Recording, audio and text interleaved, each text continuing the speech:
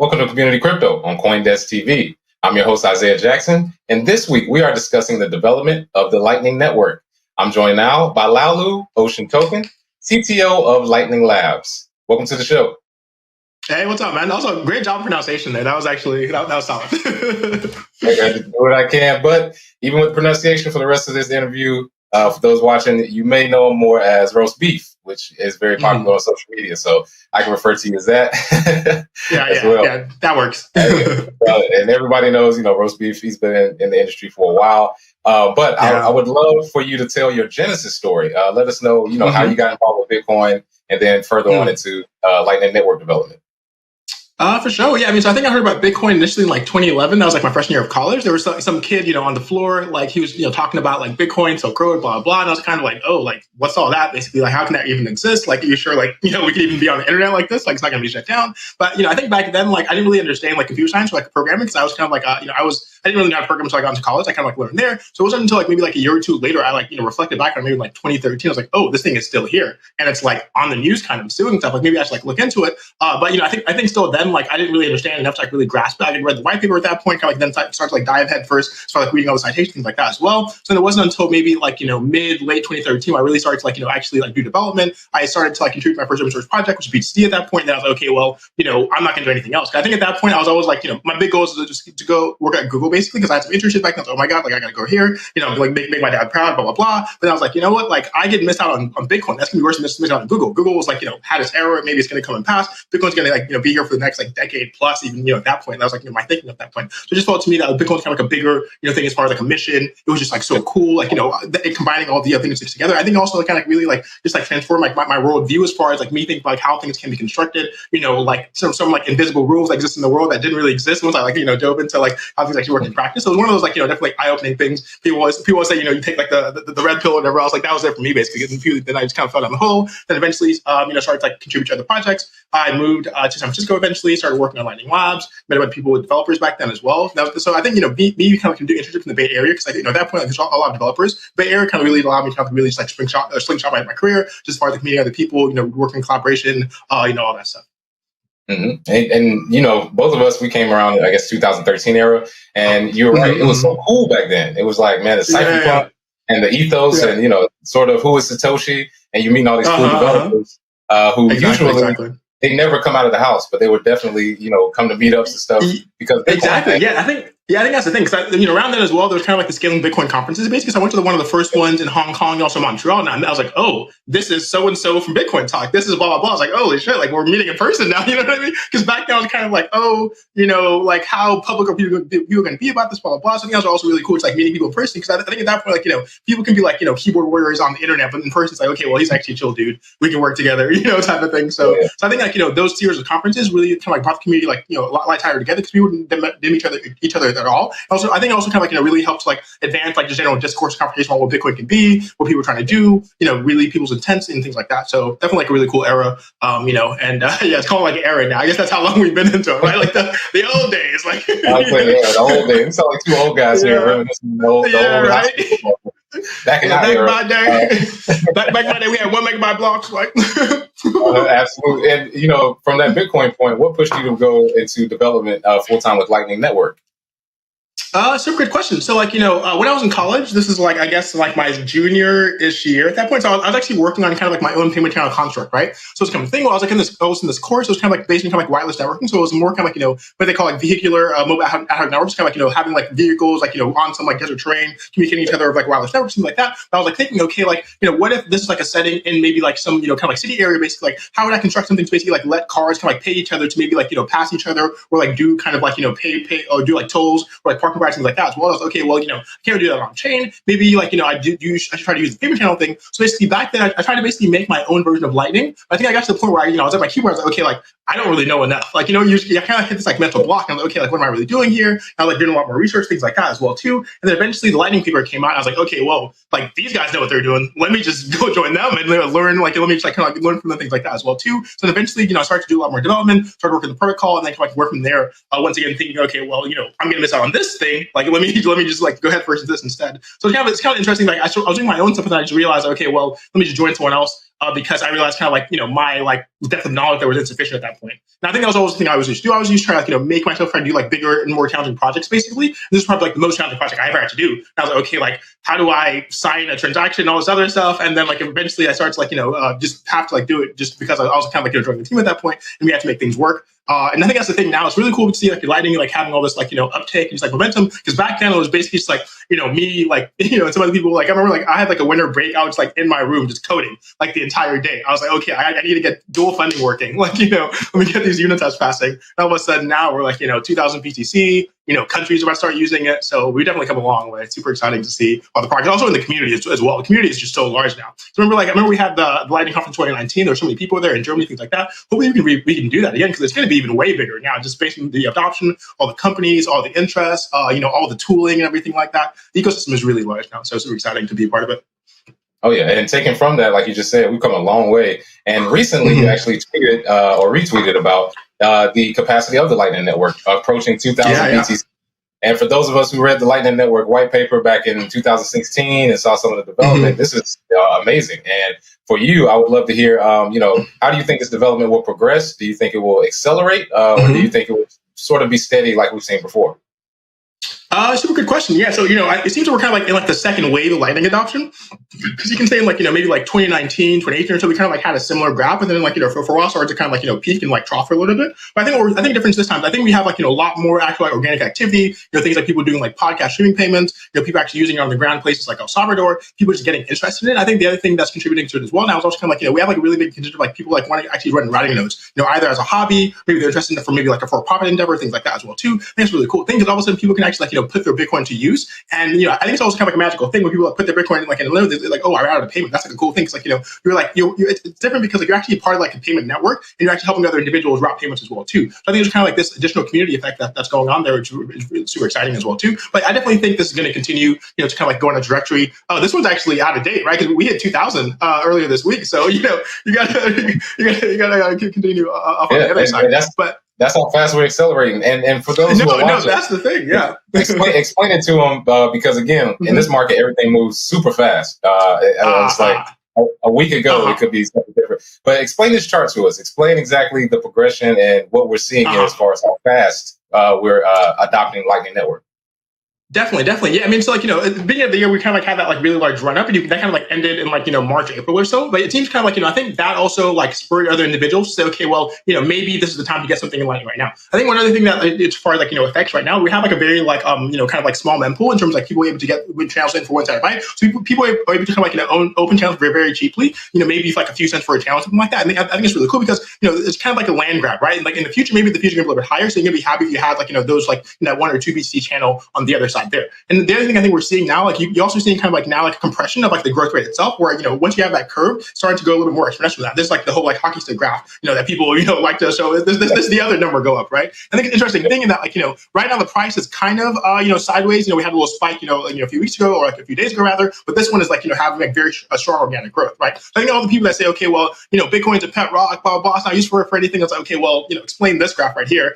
People are doing it for something. And I think an interesting thing as well too is that like you may see this kind of capacity, but like obviously like you can't actually see the total network activity because everything's actually private within the network itself. But everyone that's actually running a routing node is always like this. Now it's like, I'm like routing so much volume. Like I think my node itself, grew like maybe like 60% over the past few months, even like month over month as well too. So it's kind of a thing where it's like, unless you're actually tapped into it, you basically see this. Maybe even this is like actually a lagging effect what's going on in the network right now. I think the other thing too, like people are starting to like, also like route like larger payments. I think Bitfinex are reporting people doing like 1 BTC deposits or so as well too. I think generally the network is just like, becoming a lot more mature. People are like, I think the other very important trade as well, so that people are getting like a lot more skills like operating a routing node. It's like a routing node you can say isn't like really like a like a science basically. It's more of kind of like an art at this point, because in terms of like people figuring out how to like optimize things like that as well, because there are certain like market structures and incentives going on there. But yeah, so I think it's kind of a compounding effect of like the ecosystem getting larger, us having like real adoption from different companies. People getting excited about things like El Salvador as well too. So it's kind of like a perfect storm where all these kind of like the flywheel is basically turning, people like more people getting into it, more developers starting to create apps, and also like we're seeing a lot of Lightning companies get funding as well too, because obviously now people are saying this graph that, okay, well how can I really tap into that and like exactly what's going to go in the future.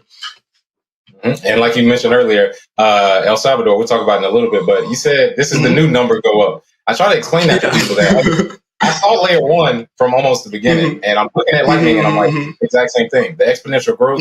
And to me, it's even better as a layer 2 as you can explain with layer 2, there's a lot more activity that can go on in Bitcoin. The pet rock could just be the foundation. So of course you're doing that now at Lightning Labs. Explain to us some of the things that you're working on at Lightning Labs and some of the products that you offer. Oh, definitely. Yeah, I mean, so one very critical thing that people need to solve in terms of against the Lightning Network is something called inbound liquidity, right? So basically, it's the trade where it's if I channel to you and all the money's on my side, you can't actually send any money to me, right? And that means that that channel isn't actually usable, initially. So this is a big problem people try to solve for the past few years. We have two products solve from a different angle. One is called Loop, and it basically lets you send coins the Loop server basically. It sends it on chain. It's an HTLC. You pull the funds on chain, then from that you basically have additional inbound liquidity. This is a big thing because unless your channels are actually somewhat balanced, basically, you aren't able to route effectively. We have another thing as well called Pool, and Pool is going from a different angle, more like a market design angle of it itself. It's effectively an auction, and we treat your Bitcoin as property, right? And you're basically leasing out that property in the Lightning Network, then you're actually earning a yield from that lease that you have going on there. The other thing as well too is for example, you can say if I have a channel to you and you're going to close out after 1 day, that's not very it's not very reliable for me as a company, right? So we have another mechanism on top of that, basically adds additional time lock in there. So now we say, okay, well, I'm buying a channel for 2 weeks, basically. I'll pay you, like a 5% APY, something like that over itself. People are getting very excited about this because all of a sudden now, you basically have these two components. First, you have the routing node activity, which is the routing fees, which themselves are more transient, maybe have more activity or whatever else. Then you have this other component, which is effectively a lease rate, right? This is really cool. Again, as things get a little more advanced, but now this is effectively like a risk-free, lending rate or lease rate on the Lightning Network itself, from Bitcoin. So in the future, maybe we'll see other derivatives derived from this, or maybe based off that, maybe we'll be able to look at this value and maybe quantify exactly how fast Lightning Network is growing, or what in demand for capital in the Bitcoin network itself. Maybe this serves as some lower bound lending and other platforms, things like that as well too. And the other area that we definitely do a lot of work on is once again routing node optimization and education, because we've always believed that unless the routing node network is very strong and robust, things aren't going to work, right? Because unlike Visa, where basically they have one server, hypothetically, and never think about that, people are actually individually routing through many different nodes in the network itself, right? So and once again, they say, okay, well, it's only as strong as the weakest link. So we're doing a lot of work to basically let people have better tooling to optimize the routing nodes. We have some additional UIs coming out that can really help people, as far as giving them recommendations, maybe really reduce the burden as far as the information overload going on things right now. And then obviously, we make LND,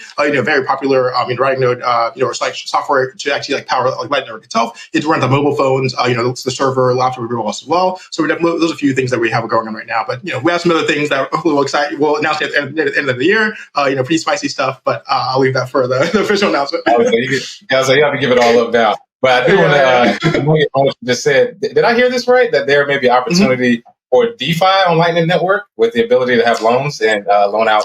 Is that what I was hearing, or was that, did I mishear that? Well, I mean, I guess you can analogize it. So I guess rather than a loan, with a loan, I give you the money, you basically do whatever you want, right? In this case, it's a lease, right? So the thing with Lightning Network is you can say, okay, you can analogize to maybe a city, right? So I have a city, you have a city, basically, you don't have any traffic. You want me to basically build a road to you, right? And that road is effectively this payment channel. It's the Lightning payment channel itself, right? But in this case, I'm not going to build the road for free because that's going to cost me some money. In this case, the money is going to cost me is the chain fees on chain, but also the opportunity cost of me having my TAR or whatever infrastructure connected to you. So, but in this case, you say, okay, well, build a road to me, and I'll pay you, 3%, for whatever period of time, basically, right? So it's it's a different type of contract in that sense, but this is really cool because, like you're saying, this lets people earn yield on their Bitcoin, but also do it in basically a completely non-custodial manner, right? So there's many other things where maybe they have an Oracle, or maybe they actually they have your keys or whatever else, but in this case, actually fully non-custodial, which is really cool. But in the future, we have a number of other things we're going to build on top of this. For example, right now, the actual lease payments are basically paid up front, directly, a lump sum,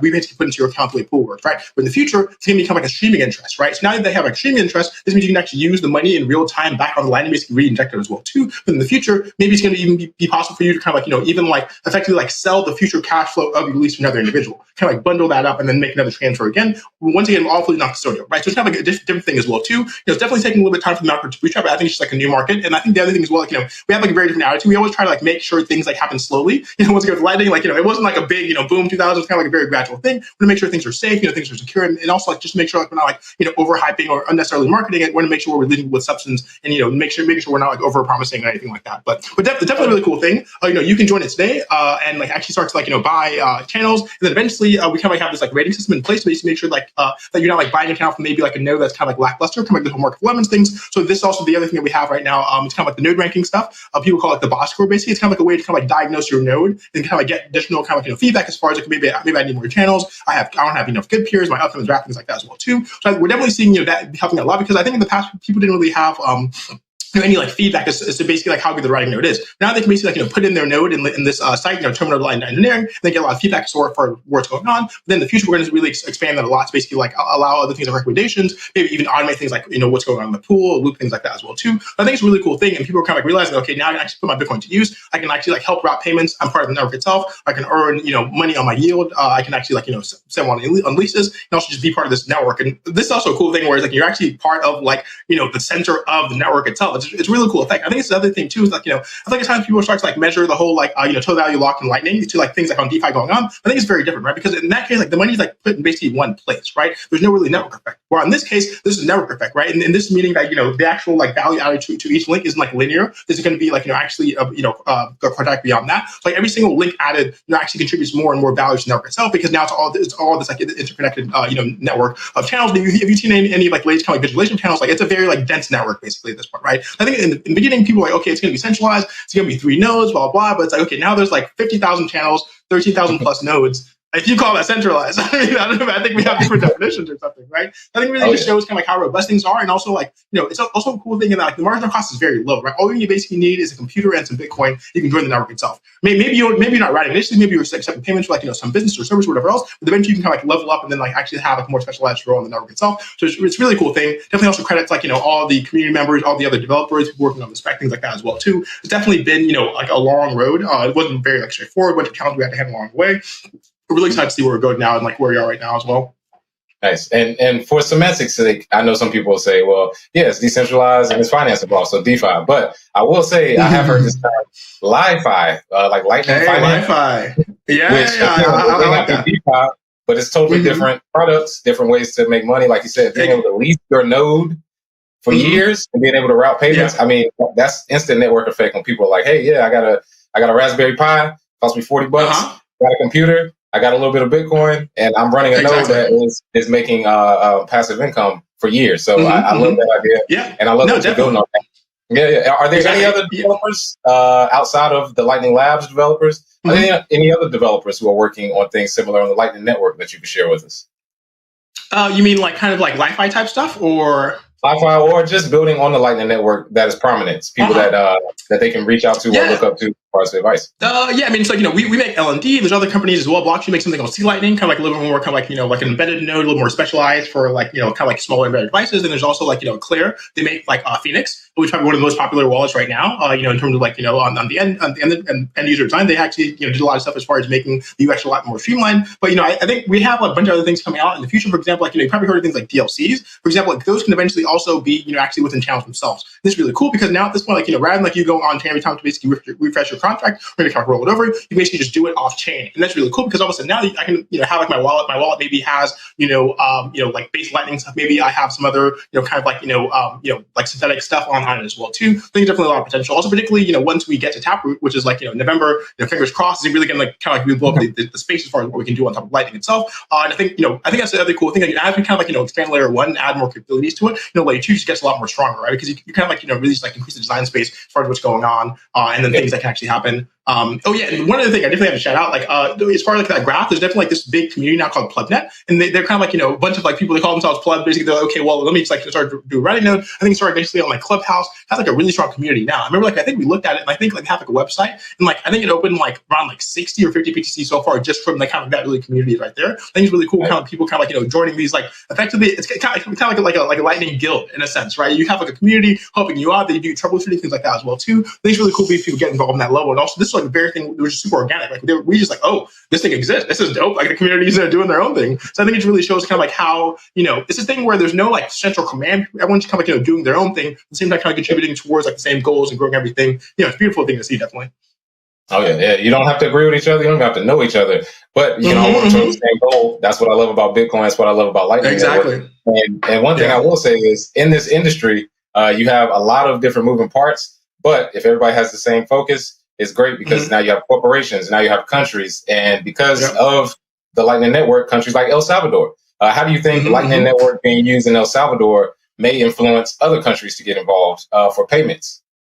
Yeah, no, I think we're definitely seeing that. I think it was one of the things where it's one of the things that you can't really undo. And I feel like, even if people feel like they were kind of like downplaying or whatever else, it's kind of something where it's definitely like a big event, right? Like, because if you have like a Bitcoin bingo card, you probably didn't see, nation state adoption in 2021, right? It was even a surprise for me. Remember, like initially I was on vacation and then I was like, oh, they just dropped this. This is dope. Like, like shit, like we gotta get together and things like that. But no, I think it's definitely a big thing because I think it really just shows kind of like the maturity of the network itself as far as, something like this large scale someone adopting it. I think it's also a big thing because you can say as well too, like this is a big thing just in terms of like people having like lower fees, being able to send small amounts of money as well too. And I think even in addition to like other countries being interested, we're also seeing kind of like other kind of like larger companies themselves start perking up, like, oh, they're doing it, like maybe it's ready for us, right? So I think it's definitely like a big thing, just kind of like showing like the network is growing up, the communities kind of like getting a lot more mature, things are getting more stable as well too. It's definitely like a really big event. We're super excited to see how like the road goes in September as well too, and also exciting that we're at Lightning, we're actually powering a lot of what's going on the ground with LND, the things like Glowy Bitcoin Beach, and we also